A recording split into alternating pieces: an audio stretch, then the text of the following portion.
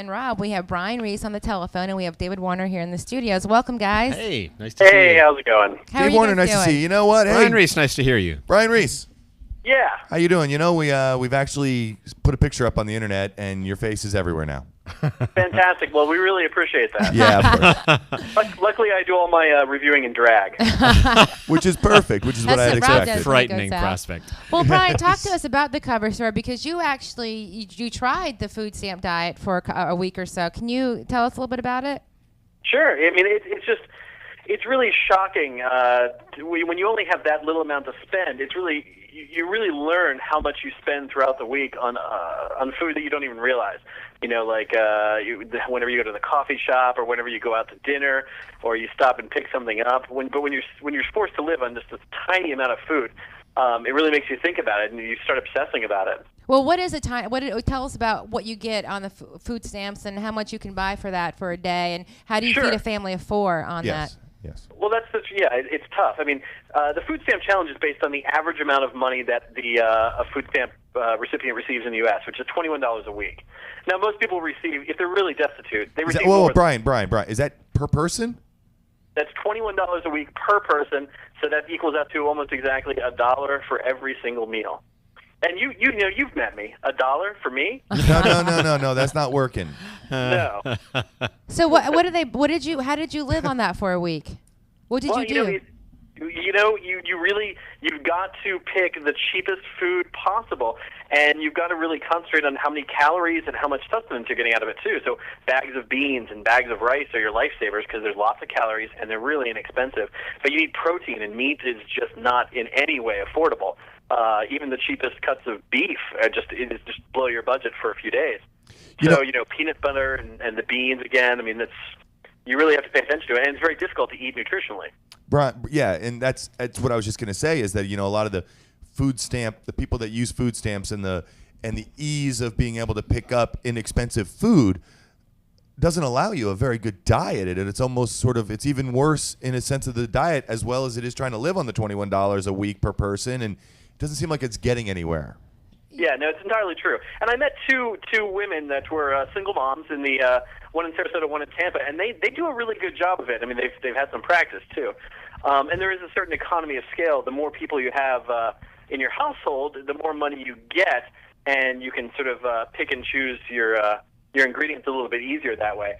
But they make it work, but they also get more than just that $21 because they don't have any income. Well, tell us about pick a day. Tell me how you spent your $21. Like, give me a day. Like, what did you eat? I mean, breakfast is almost always eggs and white toast. No butter because that wasn't in the budget. Right. But eggs and white toast because eggs are a great source of protein and they're really inexpensive when you're buying the cheapest eggs you can. But then for lunch, peanut butter and banana sandwiches, although I had to portion out the bananas, 4 bananas for the whole week. Right. That's the Elvis diet. That's the Elvis Wait a diet. But minute. no butter, he can't fry it. That's right. Wait a what minute, was hold on a second, what was Brian. dinner? Did you? Is it cheaper to buy a chicken and hope It's for? not. It's still not. I mean, it's cheaper to buy a chicken, certainly overall, but I couldn't really afford it as an individual. Now, if I had a family on food stamps, maybe I could buy a chicken, and that would be like a couple meals for all of us, a little bit of meat, and that's certainly, I certainly some of the people I talk to, that's what they do. But as an individual, it wasn't in the cards. I mean, a chicken, your average sort of roaster chicken, what am I going to get, $4 or $5 for it? That's almost 2 days worth of food. Yeah, well, what that's did a you good do? point. I want to ask a couple questions. What did you do for dinner? And then did you have to eat the same 3 meals all week long? For breakfast and lunch, pretty much, standard. Right. Dinner, I had beans and rice, like I said, and that was a pretty common staple. I also had ramen. Ramen's classic. Sure. Yeah, man. Yeah, and pasta. And, one of the heartbreaking moments was I had an onion. That was the only sort of fresh vegetable I bought, although I had peas and broccoli that were frozen that were really helpful. But, I cut into the onion to put in some beans, like the first day, I think, and it was rotten all the way through. Oh no! It just, for me, it's an interesting thing, but it's I can imagine how crushing it is to get $1 worth of bad food when you don't have $1 to spend. Yeah. So this is completely different than that supersized diet, huh? Yeah. Yeah, definitely. So needless to say, Brian, you're not going to do that again, huh? No, but it's a good illustration. Like for me, it was over in a week, and it was, it was tough to do, and it really illustrated a point. But there's people that have to do this week in, week out, month in, month out, all year long. And the food stamp program is a really vital program that provides sustenance for these people. And I just want to make a point too that I think that sometimes there's this prejudice that people are on food stamps because they're too lazy to work and they are just on the government dole. And I think it's kind of like the healthcare argument. People wouldn't choose this. I mean, you wouldn't choose to live on $21 a week unless you had to. Right. Well, I think that there's a theory on it, though. It's called the Python diet. What you do is you take the $21 and you buy as much as you can, the biggest amount of it, on Monday, and then you just gorge yourself and you sleep until Wednesday, and then you wake up hungry and hang out for the next couple of days. No, it's a great article, It's Brian, a great idea. and you did a great job. Thank you for doing the story. And anybody who wants to see how you live on $3 a day to eat, they need to pick up your Creative Loafing this week. Anybody So wants to be good job. grateful for anything that they have, pick it Right. up and read it, because it strums gratitude all over the place. Completely true. Good job. Now, David, Thanks, you Brian. have a big event coming up in 6 weeks or so. Yes, we do. Yeah, I think 9. Is it I 9 hope. weeks? I hope it's not 6 weeks. Yeah, really. It's the Best of the Bay Awards. This is the first time we're really kicking it out and having a big party to celebrate the awards that we give every year. But this time we're doing it right a few days after the issue comes out. And for the first time this year, we're waiting to announce the winners of the Readers' Poll until that event on the 24th, September 24th at Tampa Theater. And Are you going awesome. to expect the people that won the Best of the Bay for pizza to bring pizza?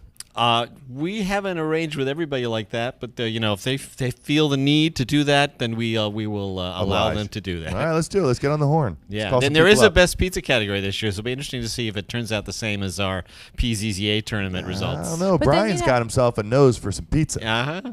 Although one of those pizzas probably costs like $32. Could never eat that. You'd have to save up 2 weeks to just buy one pizza.